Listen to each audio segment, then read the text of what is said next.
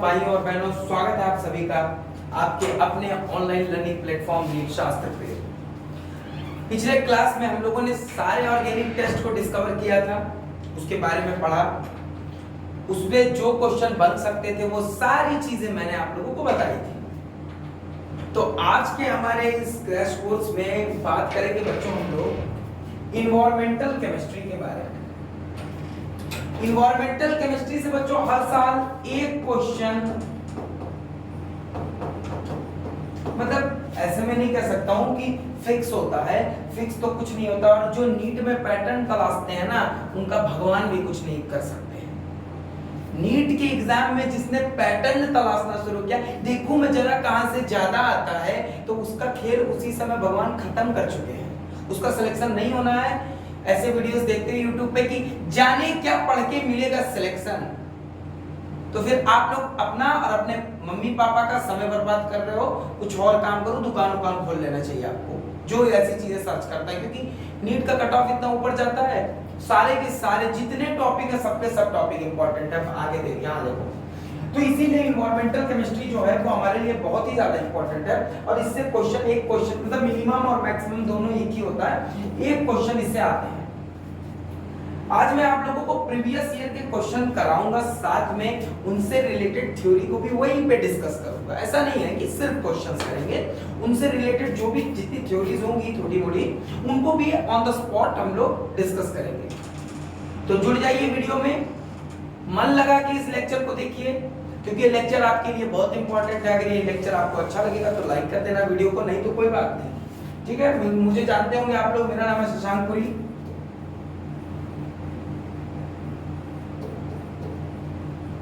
3 साल से मैं नीट के फील्ड में ऑनलाइन और ऑफलाइन पढ़ा रहा हूं। तो आगे बढ़ते हैं बच्चों। पहला क्वेश्चन है, which of the following is not correct about carbon monoxide. Carbon monoxide के बारे में इसमें से कौन सी चीज करेक्ट नहीं है? देखो, पहला ऑप्शन है इट फॉर्म्स कार्बोक्सी हीमोग्लोबिन। जी हाँ, ये सही है।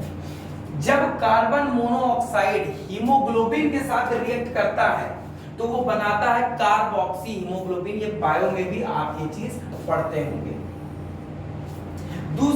दूसरा है it reduces oxygen carrying ability of blood. जी हाँ, जैसे मान लो ये हीमोग्लोबिन है, एक हीमोग्लोबिन दिखा रहा हूं, ऐसे ही कार्टून टाइप का समझो, HB। इस पे अगर कार्बन मोनोऑक्साइड जाके बाइंड कर गया तो ऑक्सीजन जो है वो कैसे बाइंड कर पाएगा? इसको बाइंड नहीं करने देगा। और जब ऑक्सीजन को बाइंड नहीं करने देगा तो उसका ट्रांसपोर्टेशन, जब उसका ट्रांसपोर्टेशन नहीं हो पाएगा तो बॉडी में ऑक्सीजन नहीं पहुंचेगी। बॉडी में ऑक्सीजन नहीं पहुंचेगी तो बॉडी का मेटाबॉलिज्म धड़ाम से गिरेगा। कई बार होता है बच्चों, चाचा गांव के ताऊ अपने कमरे में ठंडियों में अंगीठी जला के सोए और सुबह उठे नहीं, क्योंकि इंस्टेंट डेथ हो जाती है। कार्बन मोनोऑक्साइड का कंटेंट अगर इतना बढ़ गया कि ऑक्सीजन का ट्रांसपोर्ट ब्लॉक हो गया तो डेथ हो जाती है पूरी एक रात में ही। ठीक। तीसरा है कि the carboxy haemoglobin bond is less stable then oxy haemoglobin.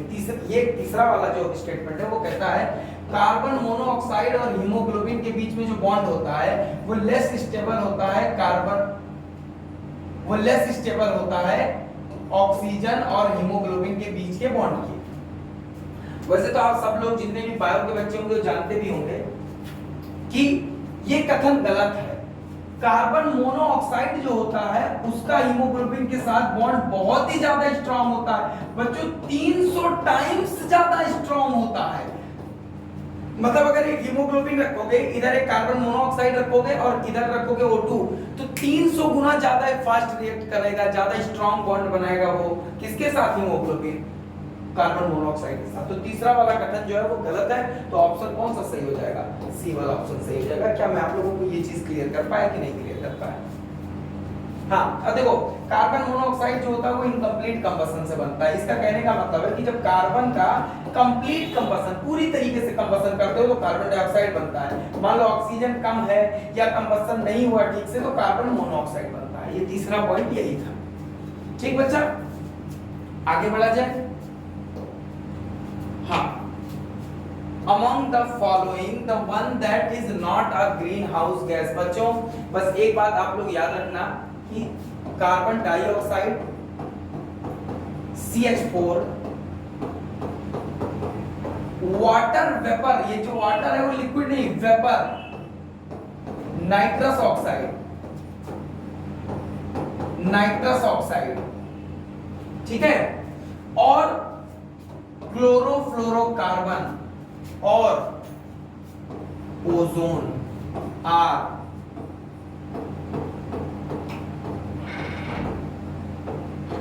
Green house gases. याद रखना carbon dioxide, methane, water vapour, liquid water नहीं वाटर वेपर, वो भी एक ग्रीन हाउस गैस होता है, nitrous oxide, chlorofluorocarbon, ozone are green house gases. तो इस हिसाब से जो सल्फर डाइऑक्साइड होगा बच्चों वो क्या ग्रीन हाउस गैस होगा? जी नहीं, sulphur dioxide green house gas में नहीं कन्वर्ट। तो इसका क्या आंसर सही हो जाएगा? Sulphur dioxide. ये एक ग्रीन हाउस गैस नहीं होता है। बच्चों यहाँ पे एक चीज ध्यान देना, इस क्वेश्चन में CFC आया है, chlorofluorocarbon. Chlorofluorocarbon green house gas होता है, ध्यान देना गधों। क्लोरोफ्लोरोकार्बन एक ग्रीन हाउस गैस होता है, ठीक है। आगे देखो अगला question, Which oxide of nitrogen is not a common pollutant introduced into the atmosphere both due to natural and human activity?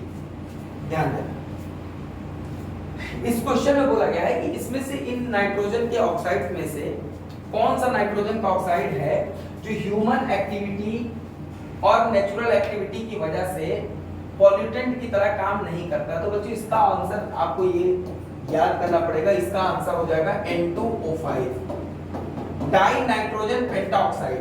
जो डाई नाइट्रोजन पेंटाऑक्साइड होता है बच्चों वो पॉल्यूटेंट की तरह नहीं बिहेव करता है, ये पॉल्यूटेंट की तरह बिहेव नहीं करता है, ठीक है। तो ये तो सिंपल सा क्वेश्चन था, ये मेमोरी बेस्ड क्वेश्चन है।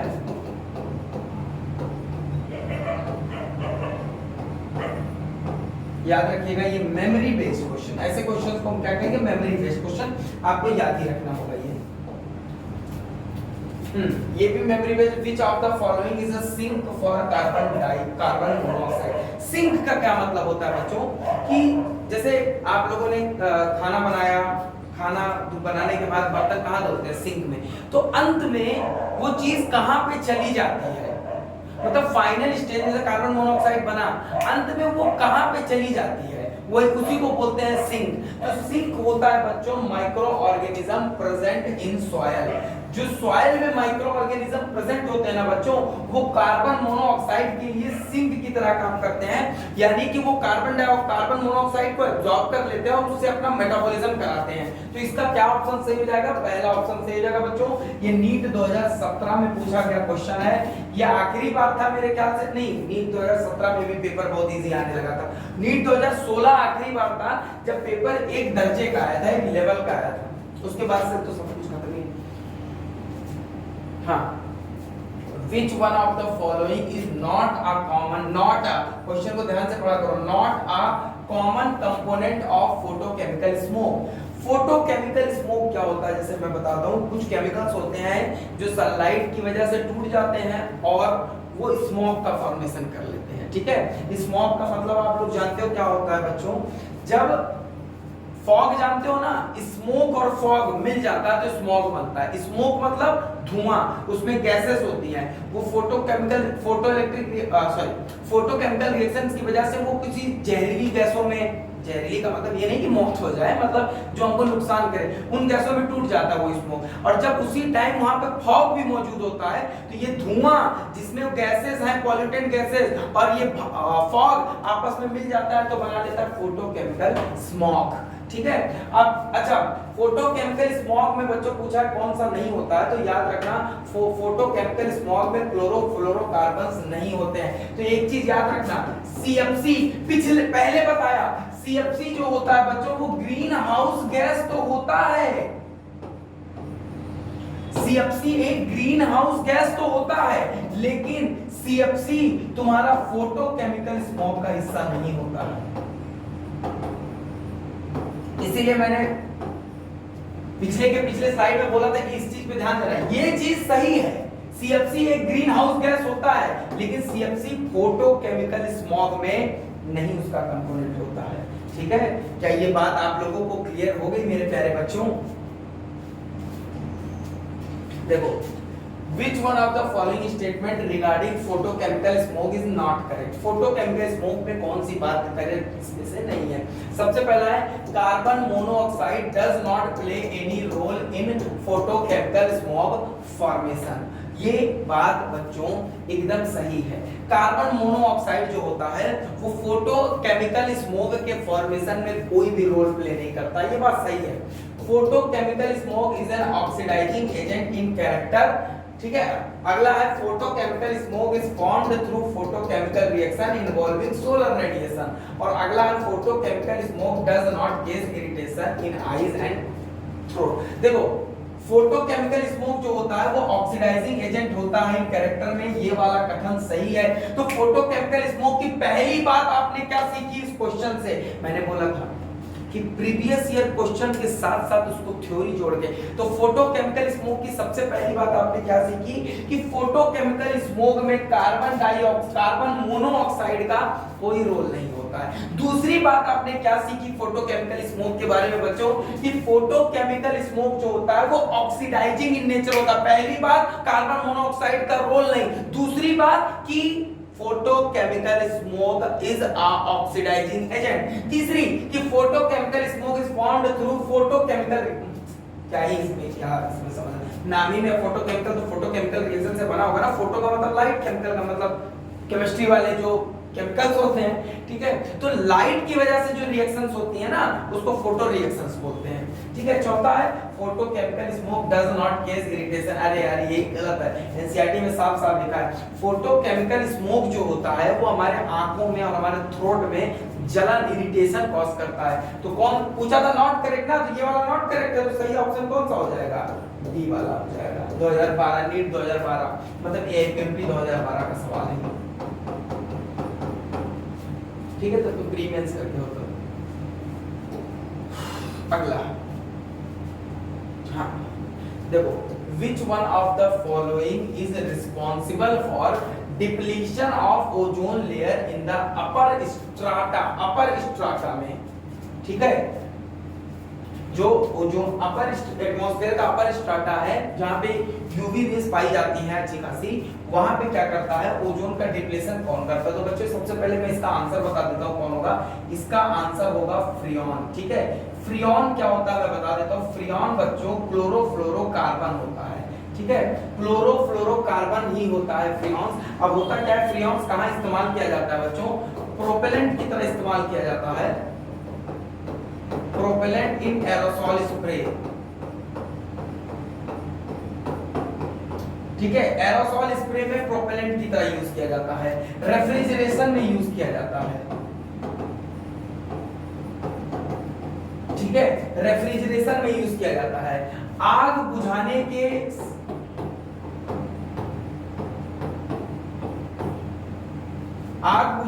रिएजेंट्स में इस्तेमाल किया जाता है। ठीक है, अच्छा देखो बच्चों, फ्रियॉन्स के बारे में एक बात मान लो, फ्रियॉन्स ना बहुत स्टेबल होता है, वेरी स्टेबल। तो क्या करता है ना, किसी से रिएक्ट ही नहीं करता। निकला फ्रियॉन्स, निकला एटमॉस्फेयर में आया, किसी से रिएक्ट ही नहीं कर रहा है, तो ऊपर बढ़ता, हल्का होता तो ऊपर बढ़ता जाता, ऊपर बढ़ता जाता, बढ़ता जाता। जब अपर स्ट्राटा में पहुंचता है, जब हमारे एटमॉस्फेयर के अपर स्ट्राटा में पहुंचता है, वहां पे इसको मिलती है यूवी रेज।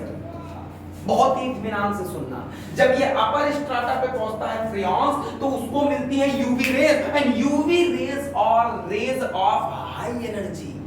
और यूवी रेज की जो एनर्जी होती है वो विजिबल रेज के मुकाबले ज्यादा होती है।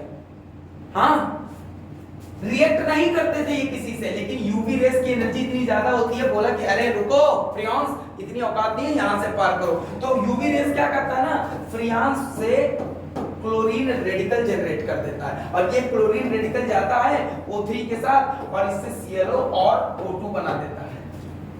टूट गया, O3 ओजोन था और ये टूट गया O2 में, तो ओजोन लेयर डिप्लीट कर जाता है, और ओजोन हमको यूवी से बचाता है। समझ गए? तो जब तक ओजोन O3 के फॉर्म में रहेगा तब तक यूवी से बचाएगा। जैसे O2 के फॉर्म में गया यानी कि मान लिया जाता है कि डिप्लीशन हो गया है ओजोन लेयर का। आप समझ गए कैसे होता है सबका खेल यूवी रेज। ठीक है बच्चे। About 20 kilometer above the earth there is an ozone layer. Which one of the following statement about ozone and ozone layer is true? पहला, it is beneficial to us as it stop UV radiation. क्या पूछा है? About ozone layer is true. तो यही true है यार, it is beneficial to us and it stops UV radiation. यही सही है। अच्छा, थ्योरी के हिसाब से भी पढ़ना तो देख ले क्या क्या गलत है। Conversion of O3 to O2 is an endothermic process, यानी कि ये कहना चाह रहा है कि O3 से O2 का जो प्रोसेस है उस केस में डेल्टा H जो होता है वो पॉजिटिव होता है। और पहला वाला ऑप्शन अगर सही है तो यानी कि ये गलत है। यानी कि एक चीज इसमें समझ में आई हमको कि O3 से O2 का जो प्रोसेस होता है वो एक्सोथर्मिक प्रोसेस होता है। अच्छा, अगर O3 से O2 का प्रोसेस एक्सोथर्मिक है तो O2 से O3 का प्रोसेस क्या होगा? इंडो होगा। ये चीज हमको पता चल गई। ऐसे करते हैं क्वेश्चन को, क्वेश्चंस में ही थ्योरी बनाने की कोशिश करते हैं। ठीक है, अगला देखो, ओजोन इज ट्राई एटॉमिक, नहीं ओजोन ट्राई एटॉमिक तो होता है लेकिन लीनियर मॉलिक्यूल नहीं होता है। ठीक है, ट्राई एटॉमिक होता है, लीनियर प्लेनर होता है, लीनियर नहीं होता है। अगला है it is harmful as it stop useful radiation. बोला है ओजोन हार्मफुल होता है क्योंकि ये यूजफुल रेडिएशन को क्या कर देता है बच्चों? रोक देता है। नहीं, हार्मफुल नहीं होता है, यूजफुल होता है और हार्मफुल रेडिएशन को रोकता है, अंतर है। ठीक है, हार्मफुल है क्योंकि यूजफुल रेडिएशन को रोकता है, ऐसा नहीं है।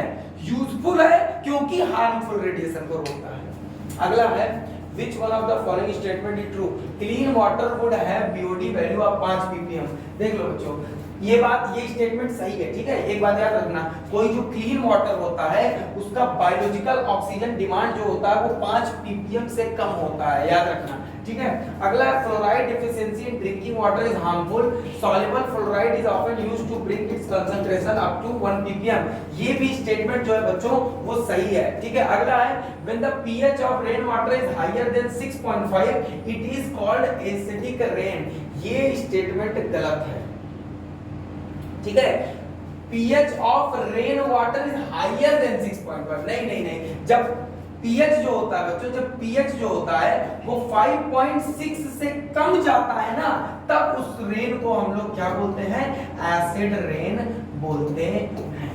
ठीक है, समझ गए। इसलिए ये वाला स्टेटमेंट ट्रू नहीं है। कर्नाटका नीट में पूछा गया था 2013 में बच्चों ये। True, which one of the following statement is not true? पहला है pH of drinking water should be between 5.5 to 9.5। हाँ, मतलब जो पी सकने वाले पानी का इतना ही होना चाहिए। ठीक है, मतलब ये नहीं कि 9.5 वो, मतलब इतने के बीच अगर है pH तो आप पी सकते हैं। अगला है concentration of DO below 6 ppm is good for the growth of. अच्छा देखो, BOD कितना होना चाहिए साफ पानी का? Less than 5। ठीक है, और यहाँ पे DO है, लिखा है कि DO अगर 6 ppm से, DO यानी कि डिसॉल्व्ड ऑक्सीजन अगर 6 ppm से कम है तो फिश के लिए अच्छा होता। बच्चों को लगेगा हाँ BOD 5 से कम था तो अच्छा पानी था, और DO भी अगर 6 के से कम रहेगा तो फिश अच्छी से। भाई डिसॉल्व्ड ऑक्सीजन और BOD में अंतर होता है। BOD बताता है जितना ज्यादा BOD होगा वो बताएगा कि उतना ज्यादा उसमें ऑर्गेनिक वेस्ट मौजूद है, और जितना ज्यादा डिसॉल्व ऑक्सीजन होगा वो बताएगा कि उस पानी में उतना ज्यादा ऑक्सीजन मौजूद है। अगर DO की वैल्यू 6 ppm से कम हो जाएगी ना बच्चों तो मछलियां सांस लेने के बिना मर जाएंगी। तो ये वाला स्टेटमेंट जो है वो इनकरेक्ट है। ठीक है, अगर DO की वैल्यू 6 से कम हुई मतलब डिसॉल्व ऑक्सीजन, पानी में कितना ऑक्सीजन डिसॉल्व है, अगर इसकी वैल्यू 6 से कम हुई बच्चों तो मछलियां ऑन द स्पॉट मर जाएंगी। ठीक, अगला देखो क्या है, green chemistry means such reactions which. देखो इसमें सिंपली बता देता हूं, reduce the use and production of hazardous chemical.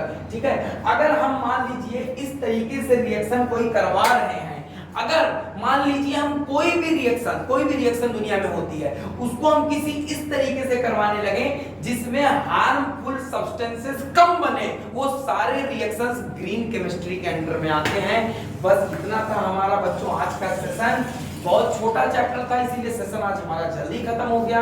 अगले क्लास में हम लोग क्रैश कोर्स के अगले क्लास में किसी और बहुत ही प्यारे चैप्टर के साथ मिलेंगे। चैनल अगर ये वीडियो आपको पसंद आए तो वीडियो को लाइक कर दें, शेयर कर दें, अपने दोस्तों को भेज दें, क्योंकि इससे एक क्वेश्चन आना मिनिमम तय है बच्चों।